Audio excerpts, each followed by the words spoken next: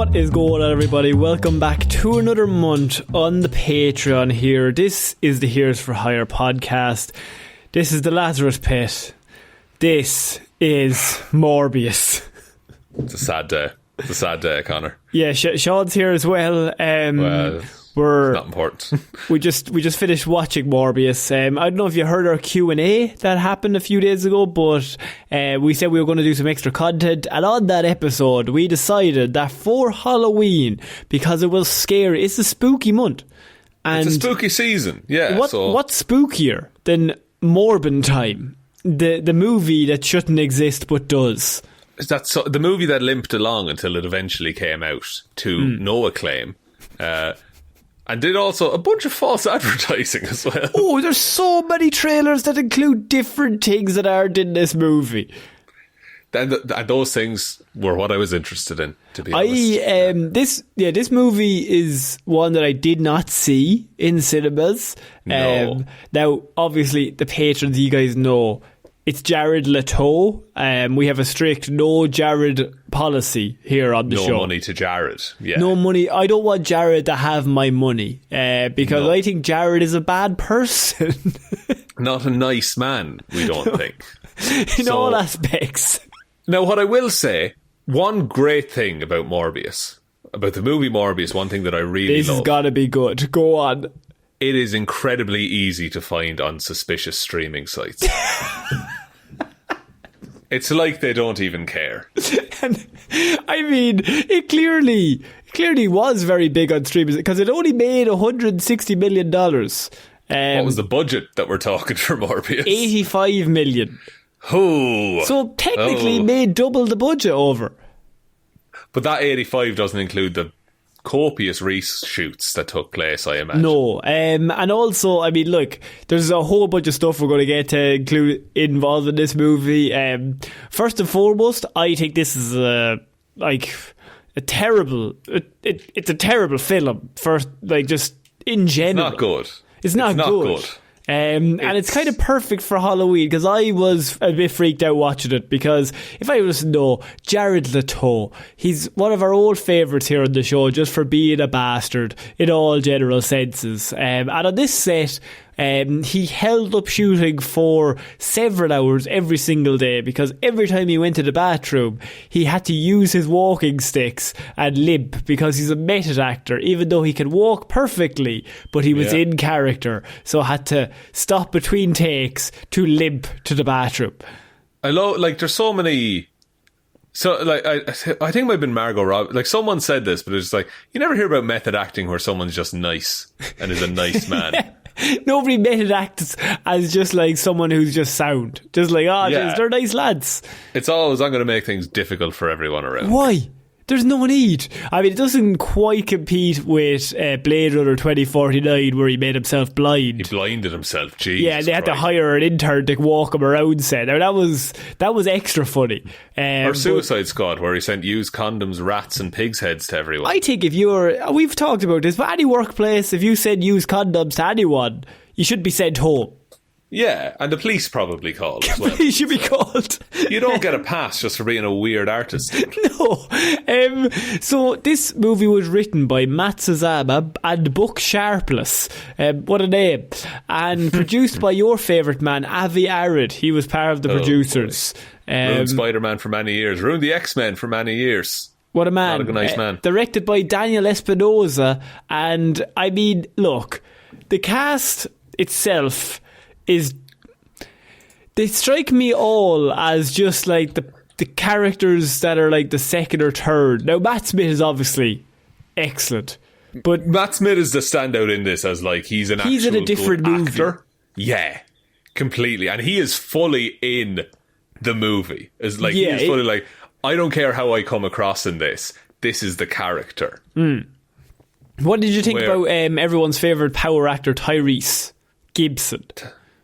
Look, Tyrese is putting in work. He comes across as he's like, I'm the army vet. I'm a detective. I just like I'm tough on the streets. It's going to take a lot to get past me. And he just stands around the entire movie. He says a lot of the plot back to us. Yeah. He informs us all of what's happening. They vaguely tie it in with Venom through some really clunky dialogue. Yeah. His like co-police officer that is just saying like he's just the weirdest dude who comes. He's not acting like a human at all. No one talks like that.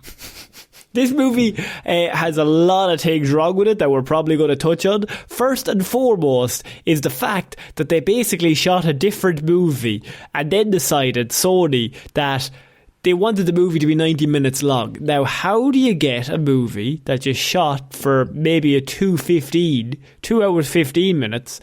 How are we going to get that to 90 minutes?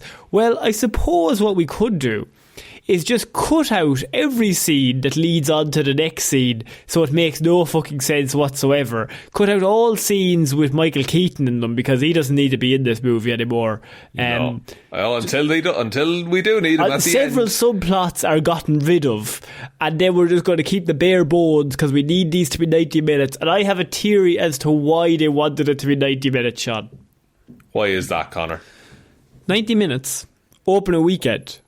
Maybe the first week, you get more people you make as much money as possible before the word can get out of how bad Morbin Time was. So, the theory is with 90 minutes, you could get 2 showings in.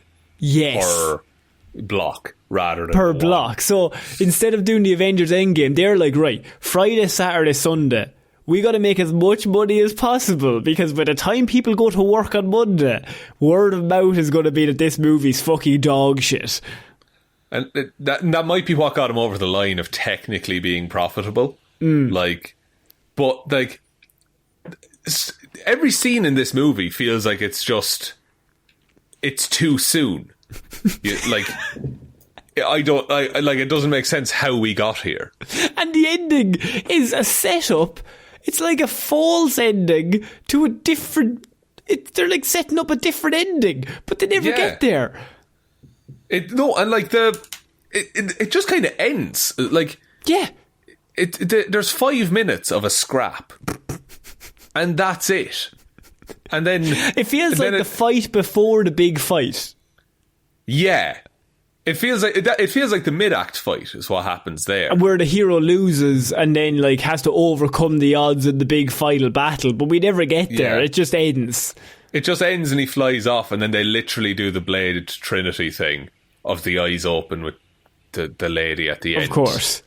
You also have. We didn't like this movie, by the way, for what it's worth, in case you haven't. but it's not even bad in a fun way. No. If a movie's shit, right, and I'm like, right, well, sometimes you can have a bit of crack with a shit movie, but this movie's boring and shit, and that's the worst crime you can make, other than Matt Smith. But Jared's playing this right down the fucking line. He is going straight and narrow. Tyrese is the greatest detective in the world. He's straight and narrow in this. Matt Smith is on a different planet. Yeah. And if everyone was like Matt Smith, it could work. Or if everyone was like everybody else, it probably wouldn't work because the script isn't strong enough. But at least you have a team. Is Morbius in this? Is he meant to be a likeable man or not? Because they flip-flop between that. He helps that child at the start, Sean, and he's nice. What happens with that child, by the way? Because she's just in a coma for the rest of the time. Presumably. Yeah, don't worry about it. Just don't fucking ask any more questions, is what I would say to you, right? It's a better movie if Morbius gets too excited and gives the cure to that kid, and she turns into a vampire at the end. Oh, that adds some stakes. Oh, shit. Weird kid vampire's your next enemy. Yeah, and then he's got to raise kid vampire. Yeah. Just it's more stakes. So how, in more ways than one, it's how to kill her. But Sean, this movie comes about because weirdly, Tom Holland is kind of responsible for this movie because Sony are coming up with ideas for their Sonyverse, and they're like, right, we've got Venom, we locked in, and apparently a meeting with Tom Holland in which he was like, I like Morbius as a character. We could do him as a villain in one of my movies. And they were like, great idea, Tom. We're going to do Morbius as his own movie. And I think the idea was him going, No, that's not what I said. I want him to be like a villain in like one of our movies. No, and they're like, no, Tom, we heard you. Don't worry about it. Well, and I also feel Tom Holland probably knows Morbius from the Spider-Man cartoon, which he does the 90s cartoon. Yeah. And it's like, oh, I want to fight him. It's like, no, let's make him a hero. But like, he's like same with Venom. Like, it doesn't make, like, he has a very high body count in this movie. They're not anti-heroes. Like, I don't think Sony, and I mean, look, they're still making these, Craven as well. I don't think any of the suits that made this movie, and it definitely was people in suits, I don't think any of them know what an anti-hero is. I think they all have these Harvard education or college educations. Yeah. They all think they're fucking geniuses. Nobody actually knows what those words mean because they seem to think anti-hero just means serial killer who doesn't kill some children. They think that Joker is an anti-hero. Like, they absolutely watch that and were like, that's how you do it. No. You make everyone know that he's sad and then he can kill whoever he wants. Like, that's not how it works. Like, to them, Riddler in the Batman movie is an anti-hero because he's technically like fighting for good. No. Like, he's murdering a big bunch of people and making some fucking saw traps. He's definitely evil. Like, Venom is evil. And Morbius is evil. And they're just like, he's an anti-hero. You know what I mean? Let's make him his own hero. There's no hero in this movie. He's just in it. No, like, Morbius should be like the fall of a great man. Should be that should be the arc. Not really smart man just starts fighting and killing because he thinks it's... But he feels bad about it. That's not... Yeah. Like... I know he's written inconsistently in the comics as well. I get that. Well, then don't do the movie. Don't do the movie, or just make him a villain and then redeem him a little bit. I wrote down on my notes that this movie feels like a spin-off to a movie that we haven't seen. It feels like Elektra, but we don't get the Elektra moment in Daredevil. It just is the Elektra movie with no context. It's the same feeling that I get when watching Venom, is that this movie should have come out in 2014. And it's fine if it comes out then. To me, this is a 2002. Like, this is pre-Daredevil level of, like, movie. This is if this movie comes out in 2003, everyone's like, well, look, it's exciting, I suppose. Like, Blade Trinity happened. It's the best we can get. We just copy Blade Trinity. What can you do? Like, it's just not, like, every scene outside of the ones that Matt Smith is in is boring as fuck to watch. So boring, because I think the movie works better with someone that we like. And it's very difficult to carry a movie when Jared is like literally the worst person in every scene he's in. Let me pitch you something. Go for it. This movie, exact same, maybe like 10% more script. Yeah. Bill Skarsgård as Morbius. I'd see much easier to handle. I think the stomach turns the minute Leto shows up. That no matter how much they're like, he's a great man. My God, look at him quipping. One of my favourite quips I have here from Jared is, "You won't like me when I'm hungry." Now, how did that get past the script writing process? I have no idea. There's also a bit in that where the movie then pauses for a laugh, which you can palpably hear. But that makes no sense because the Hulk doesn't exist in that universe. Yeah. So he's saying, that's just Morbius saying that off the cuff. Yeah, that's one of his quips. Talk. That's how all humans talk. You get superpowers. You won't like me when I'm hungry, he says, as a man who needs to eat human beings to stay sane. He also doesn't seem that distressed by the whole thing. No, he's absolutely fine, mostly. He's laughing it up when they have that little secret lab going on. Like, I want, like, the man, like, he also shouldn't look like all nice and put together. He should be ratty and dishevelled the whole time. Give me Morbius with a torn lab coat. That's what I want. Oh, so you're saying do it the other way around? Because they were going with the vibe of like, he's like a fucking little scrawny Captain America pre-juice beforehand. Then he gets ripped to shreds because now he's half bat. Well, no, he can still be like rat. Like, he can still be like, he shouldn't look.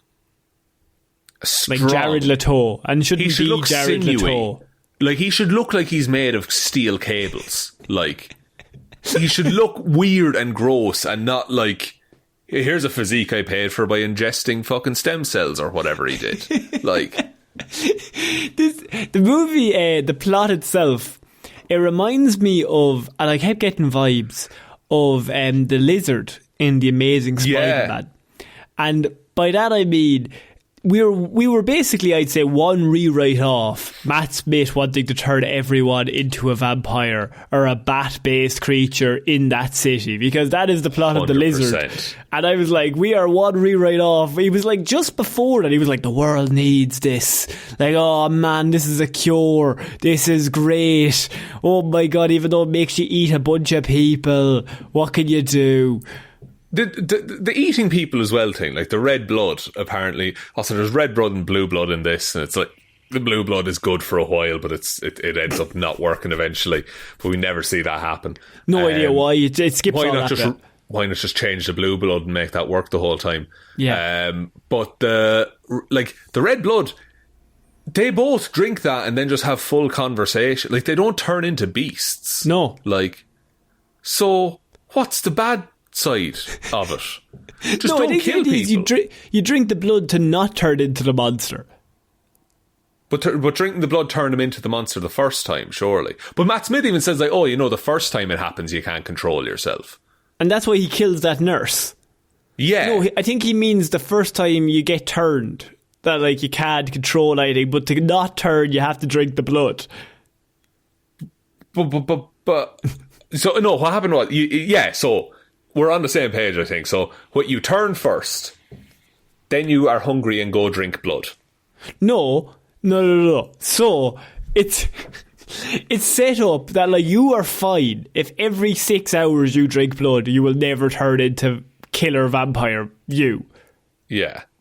So if you just live your life as you and just every 6 hours just drink blood, you will be absolutely fine. It's when you don't drink the blood that you turn into the vampire. And then why not just drink the blood then, Morbius? He does.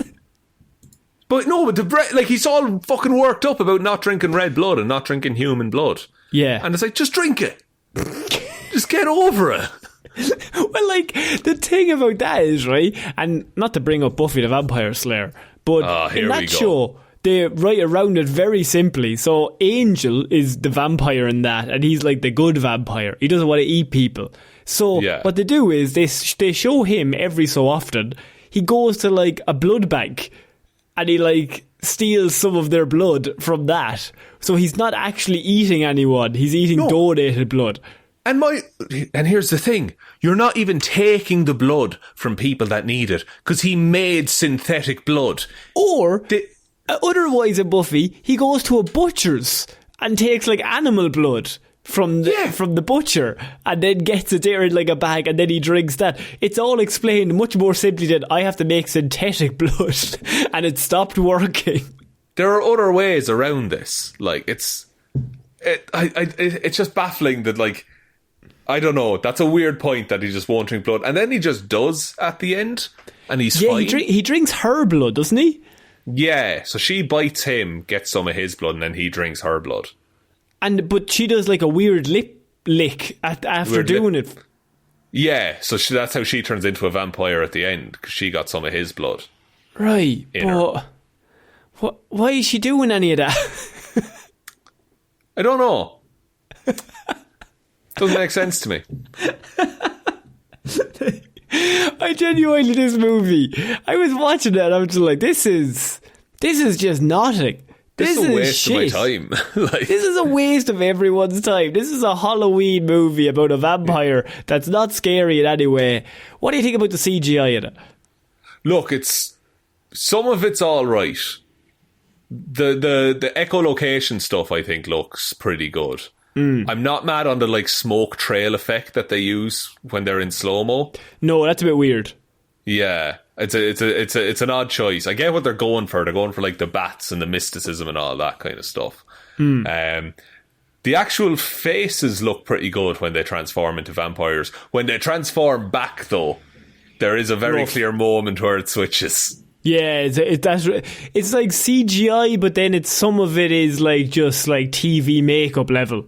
Yeah, which is, and it's like it's fine for the most part. It's not the worst bit of the movie. Oh no, certainly not. I mean, I'm not going to insult any of the makeup artists or anything that worked on that, because they're trying their best to make. They're trying to put like a lot of nice flowers on a big bag of shit. Exactly, and the editing as well. I wouldn't blame the editors on that. I would blame the suits that told them to cut out most of the scenes. Oh, this movie is like a whole bunch of suits just being like, look, we've done I think this is peak Sony. I think this movie will go down as peak Sony. I think they outdid themselves. They out-Sony'd themselves. Yeah, this is the movie where Sony was most on their own bullshit. Like, I think Venom people kind of forgave because Tom Hardy commits to the weirdness. Venom 1's a bit of fun. Like, it's not good, but it's fun. And like, even say, I mean, in this movie, this is actually the most tame performance Jared gives in about 10 years in like any other movie. Yeah, but he's kind of just boring the whole time, isn't he? But imagine, right? They're like hired Tom Hardy, who's notoriously like strong Tom Hardy, and he comes in and he gives it his all as like weird fucking Eddie Brock in Venom. And then you're like, right, well, we need a character who's weird for Morbius. We need an actor who's a fucking creep in real life as well, but also a fucking weirdo, right? Yeah. And then, well, who better than Big Jared? Jared's gonna come in, and then he walks on set, and his first day is like the most tame Jared performance you've seen, and you're just like, well, this isn't who we hired. We kind of wanted the weird Jared, to be honest. Yeah, and I feel like some of that might be reshoots as well, because some of these he is just a weird fucking off-putting lunatic. Like the bit at the start where he's going into the Batcave. What's up with that? Like that editing is very strange. It's completely different to everything else in the movie as well. Like he just kind of shows up, doesn't tell the pilot anything about it, cuts his hand and summons some bats. And summons the bat, but then the next scene is him just back in the lab. Wait, no, actually, sorry, the next scene... Sorry, I apologise. The next scene is the cut to 25 years ago in Italy. Of course, when they were growing up together, the two boys. As two little boys who were best friends for one day, because the two of them show up, and he says to Matt Smith, child, your name is Milo. And he says, that's not my name. And then he says, well, your name is now Milo. Milo, I call everyone my friend Milo. Yeah. And that's never explained, by the way. Like, and then for the rest of the movie, Matt Smith's character is just called Milo. Yeah, and his real name is Lucian, which is a much better vampire name. Yeah, he's just called Milo because a kid called him that for one day. I think it's an editing thing, because it's definitely long. It's meant to be longer than a day. They're meant to like have a few months together, I would say. Yeah, but how it's shot, it just feels and how you see it as a viewer is. Milo, I'm going to call him Milo. Milo shows up, right? And he's like, oh, I'm sick too. And Morbius is like, oh man, you're sick? I'm sick as well. We're best friends. They talk for about 40 minutes. Then he gets hooked up to the tube, nearly dies on his first day there. Morbius saves his life using a ballpoint pen. Then gets brought into a different room and is like, you're going to America. We got you a full scholarship to college. And then the next scene is him writing this like letter to his best friend, Milo, and is like, we had so many great times together. I'll always remember you. That one day. I'm going to save your life. That 24 hours we spent together meant the world to me. I want the story of how Milo went from that fucking hospital in Italy getting the shit kicked out of him by comical bullies. They're just beating the shit out of him. Like a really sick kid just getting the shit kicked out of him. It's an odd choice. To then being like, he's living in New York in the lap of luxury, making money from like hustling cards or something. He's a gambler, or he's a world famous poker player. He's rich enough to finance Morbius's whole operation. Yeah, but like, also still evil, but not really. He's like roguish, like Matt Smith kills it. To be fair, like he's acting, and he's a man, but he's still like he's a scared little boy who doesn't want to die. Like at the back of it all, I think you're giving Matt Smith is bringing credence to that performance that it does not need. Yeah, he's given too much. Like, he could have dialed back a little. It's much too much. Like, I do think the worst scene in the movie and there's a lot of them, I'm going to come in hard. There's some bad ones. Is the scene when Morbius turns into a vampire and he's in the glass room, right? And Matt Smith shows up. And Matt Smith walks in, right? And he's like, Morbius is just a fucking vampire, like on the other side of the glass, and he's trapped there in the cage, and he looks like a vampire. And Matt Smith walks in, and there's a very, very clear job of editing, because they've cut all this, so it makes no sense. Because his next line is, "You found a cure," right? And I was like, who walks into a room where their friend is there looking like a vampire, and you go, well, he must have found a cure. That's what's happened here. Skin's looking great, though, to be fair. Look at your man, he's flying around the place. I know he looks like a weird demonic monster, but my God, he's looking fantastic. There's also the scene where he's writing blood on the window of the room that he's trapped in, and he gets to like BLOO, and Matt Smith, it cuts him and he's still looking confused about what's next. And like, use your context clues here, buddy. Blue, what fuck? The colour blue, he misspelled it. Do you want balloons? Balloons, but he can't really spell it. Is he so sick? I don't know what you mean. Be clearer. Like, it's just like, there's so many of those scenes where it just happens. There's also the scene in the prison where Morbius gets arrested. And Matt Smith comes in to visit him. And he walks in with the cane, and then they talk, and he gives him some blood, and then he just walks out, and he just fucking leaves the cane behind him. Oh, that's great. I want you to know at least 4 56-year-old men high-fived when they read that in the script. Because they were like, that's the best thing we've ever done. It's so clever. That's our Rosebud. That might be the stupidest and lamest way to do the big villain reveal of all time. Like, the fact that he just leaves his cane there, and then the question becomes, did he forget it, so then he's a fucking idiot? Or did he leave it there on purpose to tell Morbius that he had used the thing, which is even dumber because he knows Morbius is a vampire man and can break out easily to stop him if something happens. And he's just given him blood, red blood, by the way. Yeah. So he's fine drinking it then as well. So I don't know what's going on. You do realise you could commit a bunch of crimes if you just took your cane with you, kept up the facade, and then Morbius, he wouldn't be any the wiser. Yeah. I feel like the original cut of this script was Morbius is in prison, and then Matt Smith is out on the outside doing a load of vampire crimes. So they're like, oh, Morbius couldn't have done this, and then he gets released. And then they just like, let's just streamline all of that. Where Tyrese is just like, that's not the doctor. That's not the doctor guy. Oh, and when they're like standing around in the car park where 3 men have been murdered, and 2 senior detectives in the NYPD or the FBI or whatever go, hey, there's CCTV cameras. Hang on a minute.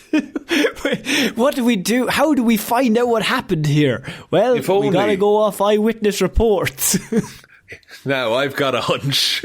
In this lightly lit area in a very public, and there's businesses all around. There's no way we can tell what happened here. It's just a lot of baffling choices across the whole movie. What do you think of Morbius's doctor friend? As the lady, what's her name? What is her name? What is that character's name? She's fridged very quickly. Very fridged. Very fridged. Like, doesn't get a whole lot to do, I will say. Who do we have here? I think she's played by Adria Arjona, and who looks like really like Salma Hayek. Like, it was just, I was like, you're like her daughter, or her sister. You're the spitting image of her.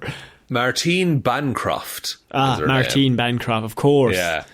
She doesn't get a whole lot to do, does she? Other than she just kind of says the plot back to Morbius, and then is like, why are you doing this? She is the vehicle by which this movie tries to make us believe that Michael Morbius is a good person. Yeah, because she's like, oh, he's nice. Yeah, where every bit of evidence to the contrary is like, oh no, he's an absolute dog of a man. It's a lot of flag smashers in Falcon Winter Soldier, where she's always like, Michael Morbius is the nicest man I've ever met. He's the best doctor ever. He's just a wonderful human being. And everything we've seen about him is he's always trying to just take his blood and like commit it to bat gods or some shit. Yeah, he can also control bats by the end of this, which is never really. I get that the bats like him, and they try. But can Matt Smith now also control bats? You would think so, because it's the same DNA. Also, wild that it interacted with both men's DNA the exact same. But, well, was it the same? Because Matt is able to dance. Morbius is very worried. It's too worried to dance. We'll say in the context of this film, the dancing scene isn't that weird. It's an odd choice. I actually think that's the best scene in the movie. It's a decision that they made. Like, like if I was like, I like the idea that like the villain is someone who's always lived his life on the crutches, and then he's like, I've found a way that I can be super powerful and rip to shreds, and he's like fucking delighted with himself having a dance. Like, it's shithousery, it's eating scenery, it makes no sense, but Matt Smith is charismatic enough to pull it off. Exactly, yeah. There's also, at the end, he makes two antidotes. One to give to Matt Smith and one to give to himself, and the idea is that it'll coagulate your blood and just kill you. Great plan. And he's all set to do this to himself. So he's like, this shouldn't be in the world. I shouldn't exist. I'm a monster. I'll only hurt people if I stick around. That's what we always said about Jared, yeah.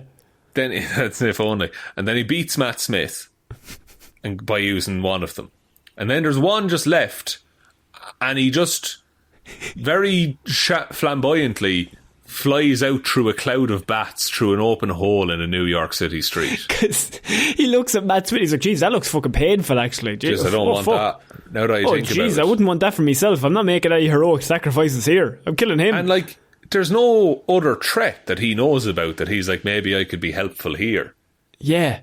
It's just, how does he know to go out to the desert at the end of all this and meet with definitely Michael Keaton under that mask? Oh my God, he's definitely there. My question to you, with the Michael Keaton after credit scene, is how many takes did Michael Keaton ADR that piece?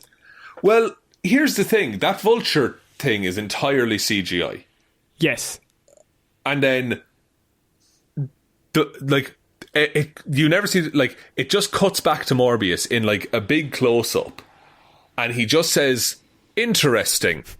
Okay, well, we can see about that. Like, he just says weird responses. How long after? So my theory is that Keaton's on set.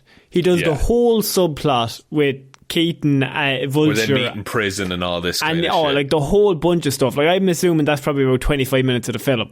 Yeah. That all gets cut. And then they have to ring Michael Keaton up to be like, you've been cut from this movie, but we need you to come back in to do 2 lines in ADR. I'm not sure how I got here. Has to do with Spider-Man, I think. That's it. Like, I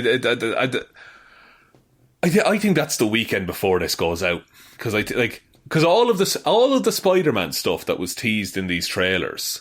He's on posters. He's like on the wall and everything. Yeah, he's like, it's all gone.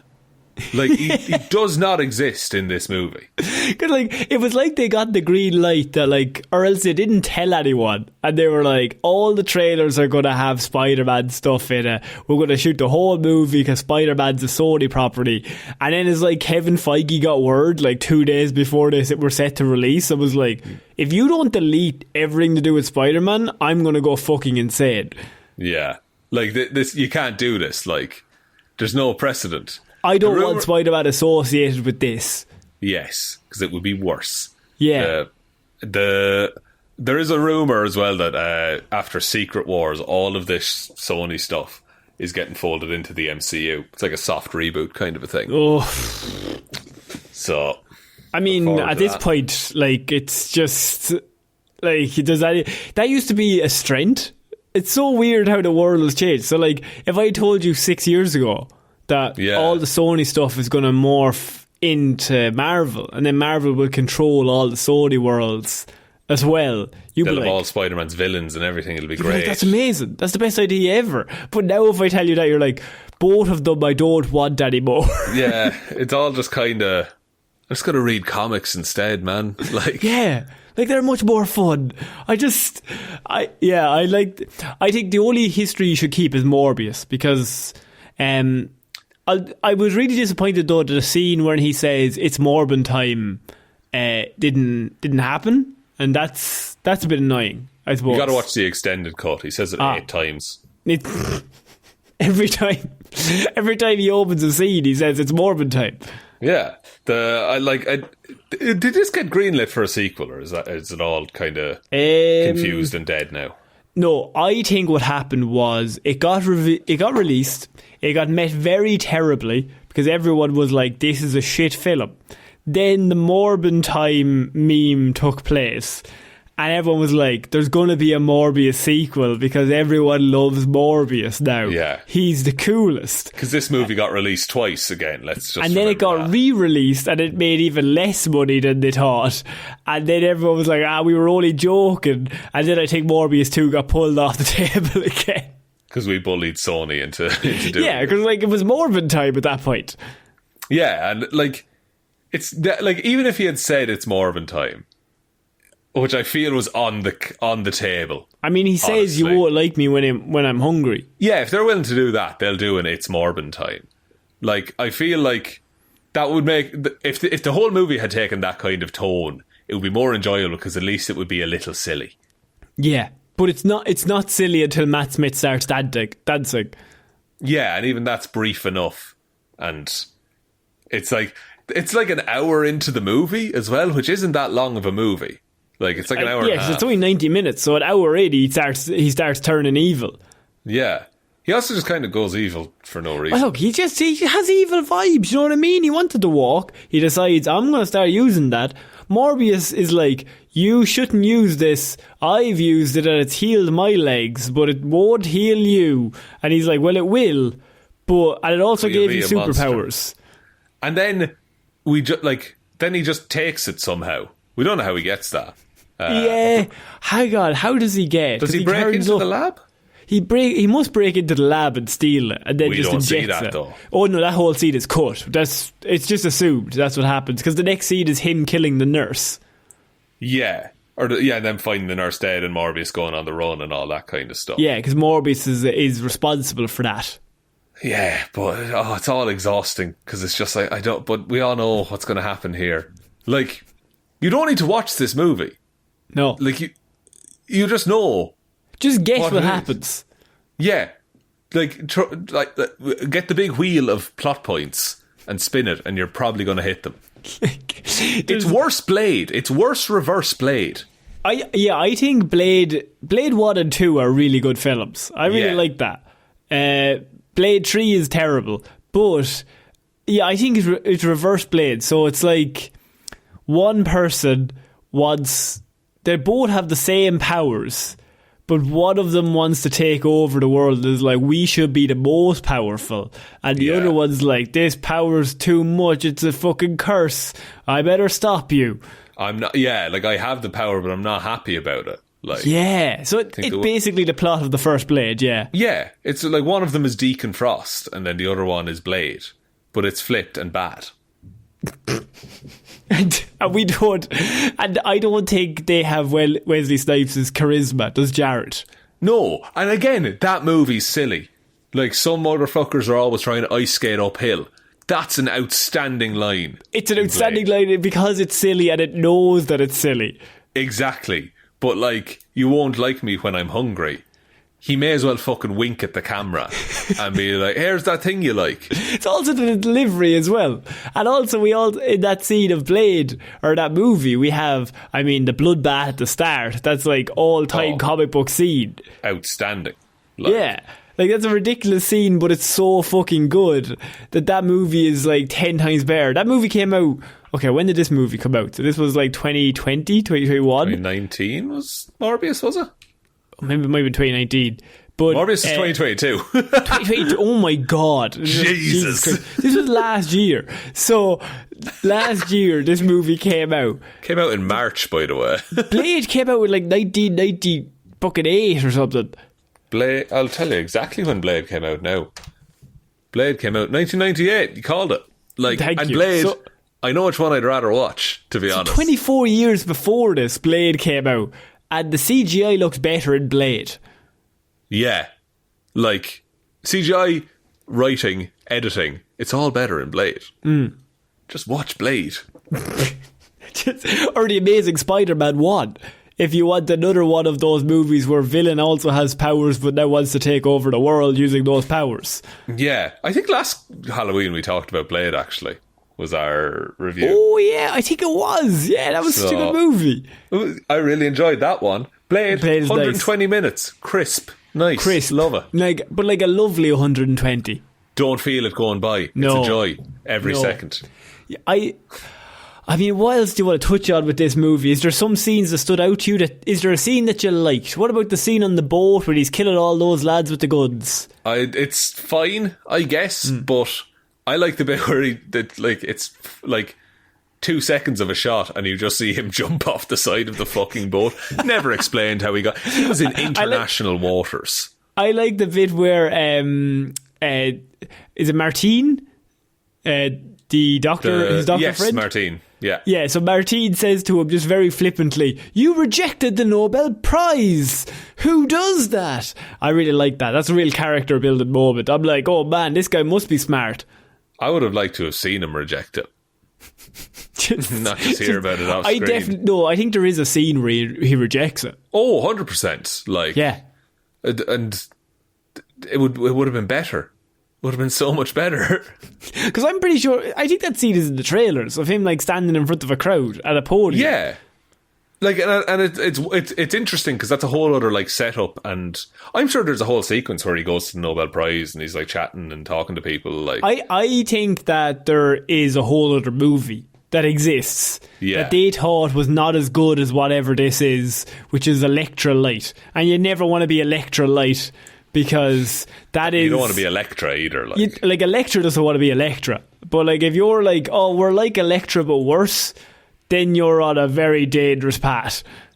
How do you feel about the scene where he beats up that one gangster in the lab? I think in a much better movie, that scene is fine. Yeah. I was watching it going, this is fine, where he's like naming them bones in the hand and he's like, oh, this is but question, he knows they're doing crimes. Yes. Because they walk into the cafeteria, so they walk into the restaurant and they give the lady too much money. Fake money. Yeah, and he does that with the money checking. And he does that thing where he does his hearing stuff, and then Martine is like, "You're up to something, aren't you? I know by your look. Face." And he's like, "I am up to something. You caught me with the charisma of a fucking brush." And so then he's like, "I'm going to be back in a minute."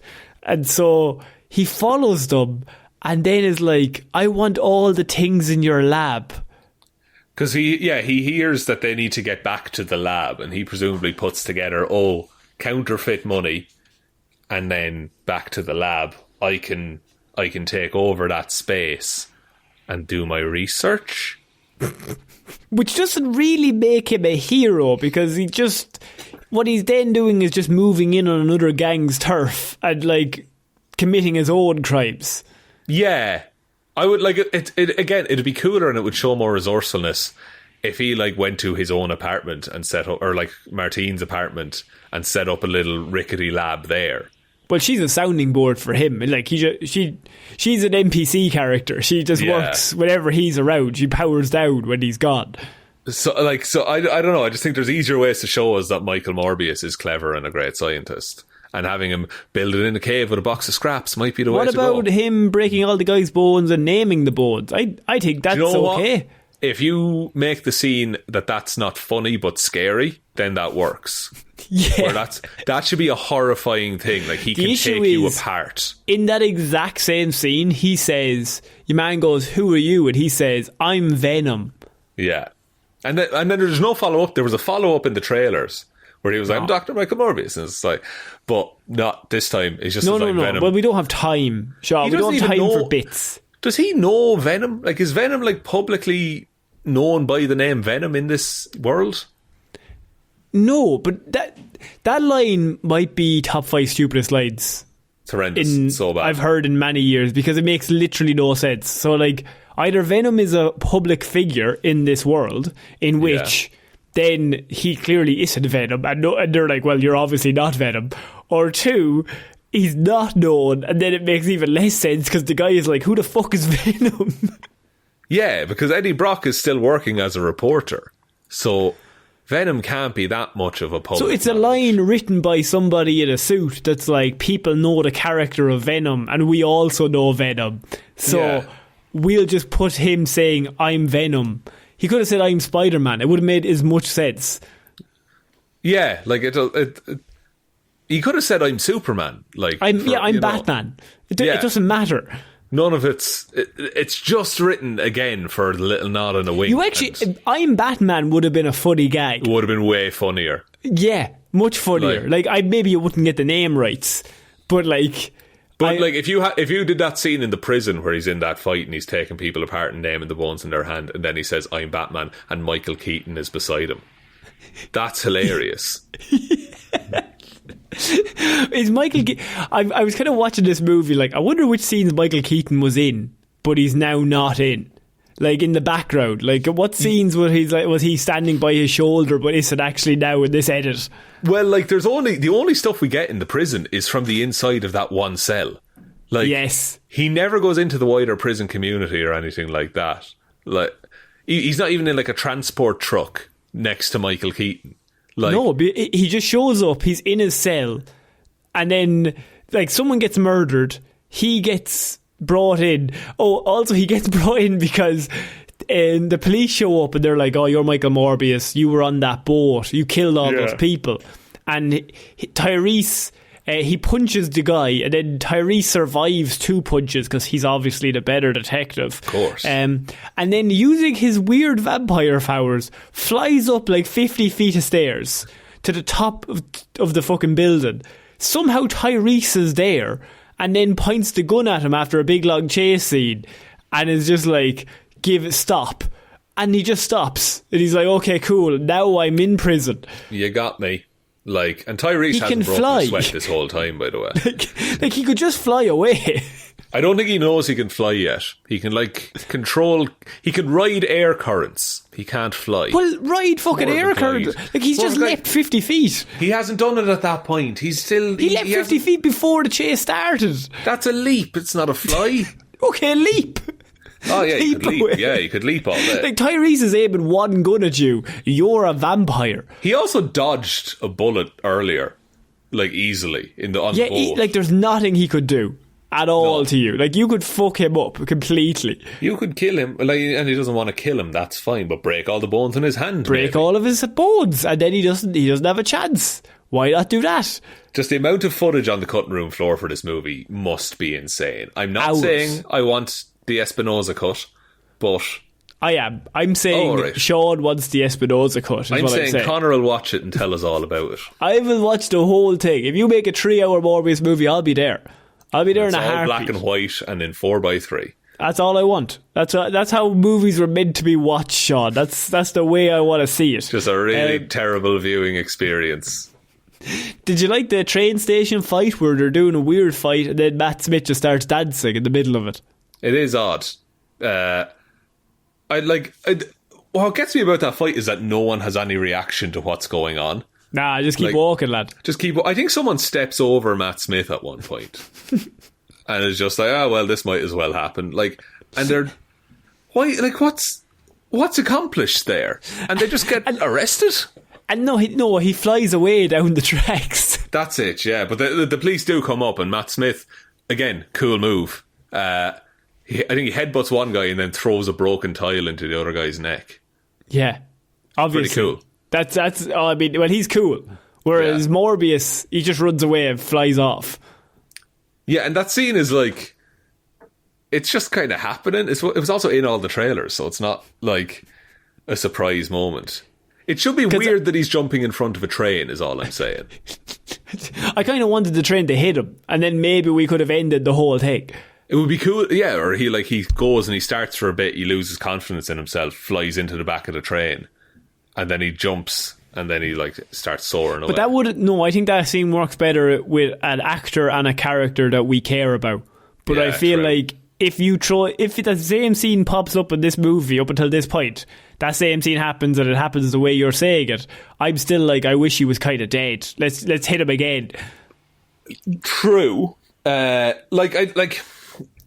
Separating Jared Leto from Michael Morbius, the character we see in this movie is just incredibly boring.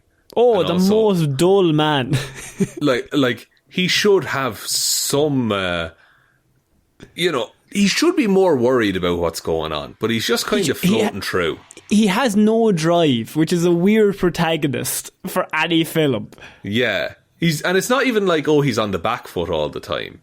Many times he's in control of the situation and he's just not really doing anything. Yeah, like, I mean, an example of that, if you want to do the opposite, is, say, I always go to the Batman, where Batman is actively, like, he's reacting to things that are happening, but he's trying to proactively get ahead of them before they happen. Whereas in this one, as you're right, he's ahead of everything. Like, he has it all figured out.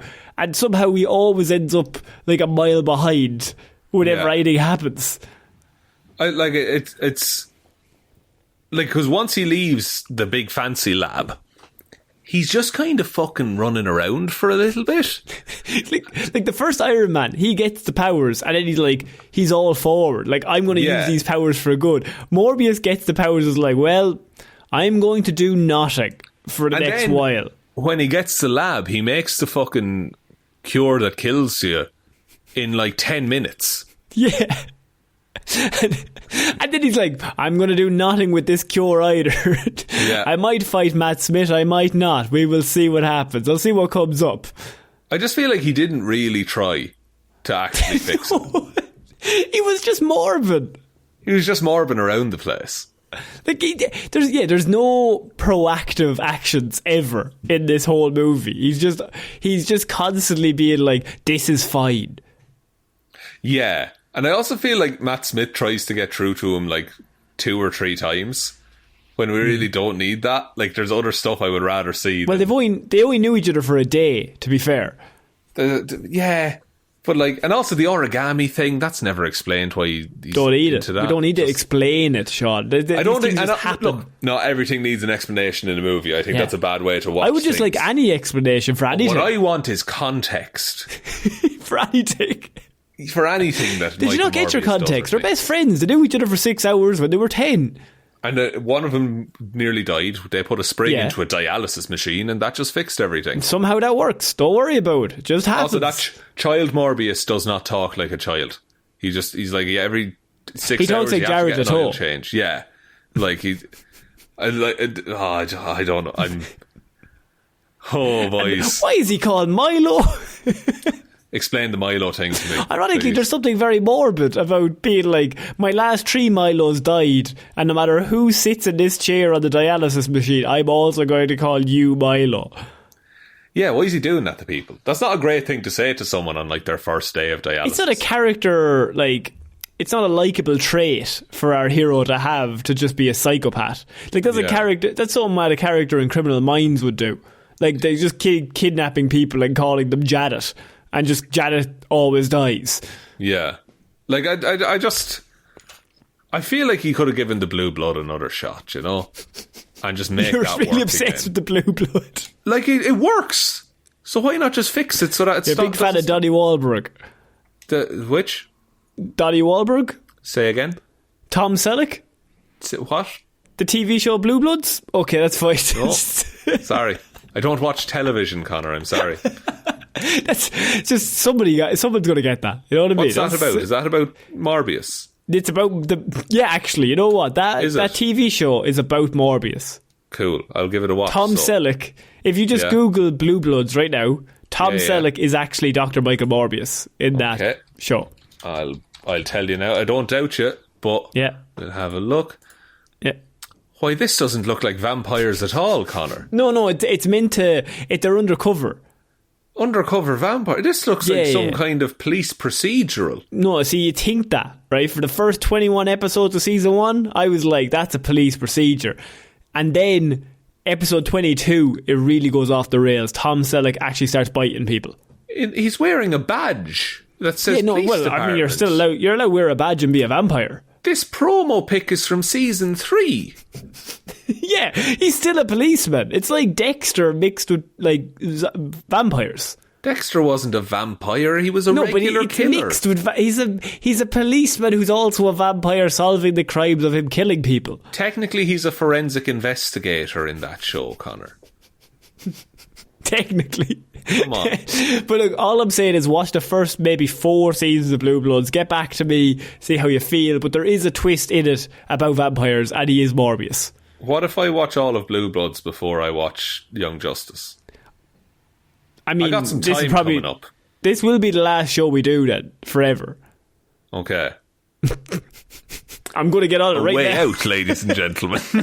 You're giving me an exit line. Good. I think that might be it of what we have to say about Morbius. I think that's the extent of my thoughts. It's all I can muster at the minute. It's a terrible movie. It's a Halloween movie, I suppose, because there's a vampire in it, but not really. What would you give it out of Weetabix? Oh, someone shit in a bowl and gave it to me? Nice. I would give it a Weetabix, but I tried to carve it into the shape of a bat and it all just crumbled into dust, and now it's terrible and I don't like it. And Matt Smith is dancing on it. Matt Smith is dancing on it. I'm having a lovely breakfast with Matt Smith. There's one corner of the Weetabix that just has sprinkles on it, and you're like, well, that's a nice one. That's actually colourful. That doesn't know what the rest of the meal is, though. In this whole bowl of mess, that's a nice little bit. I think that's it. So, I mean, if anyone doesn't know, if you're listening to this, Sean is going away to Japan for 3 weeks. Yeah, to begin my training as a samurai. It's true. So we will be, in terms of weird news, we will be having classic weird news episodes coming out. Some of the heavy hitters from the past. And in terms of heroes or zeros, I'm going to try and figure that out myself, but we'll see what happens. Yeah, look into Warhammer. I hear that's pretty good. You might like that. I won't, probably not. I bought you some. I've played the game. That's the extent. There you go. It's all I need, bud. Bit of interest, you know. No. Look, I played the campaign on the old PC back in the day. Don't worry about that. It's a good one. It's a good one. It's a good one. I won eventually. Good. But yeah, so that is going to be happening in the month of November, unfortunately. But you will be back before, like, when are you back? Like the 20th? 20th, 21st, like, yeah, something like that. So we'll be back around then. We'll have time for next month's Patreon. Send in your recommendations. If anyone has any ideas of what you'd like me to do for Hero Zero, send that on as well. Sean will probably not read any of it, but don't worry about it. What too can busy you do? Mastering the blade, Connor. I thought you were going to say something else there. Oh, too busy. I was like, less of bold that now. Strategy. Family show, Connor. Jeez. Why would you fly to do that? I need absolute safety. Look, I think that's it for this month's Lazarus Pit show. You know where all the socials are, all that usual stuff. And just tell what human beings exist. Thanks for supporting us, guys. Thanks, and it's Morbin. It's Morbin. It's Morbin time. It's Morbin. Good Morbin. It's Morbin time. This movie's shit. Okay, it's awful. Don't watch it. Bye. Bye.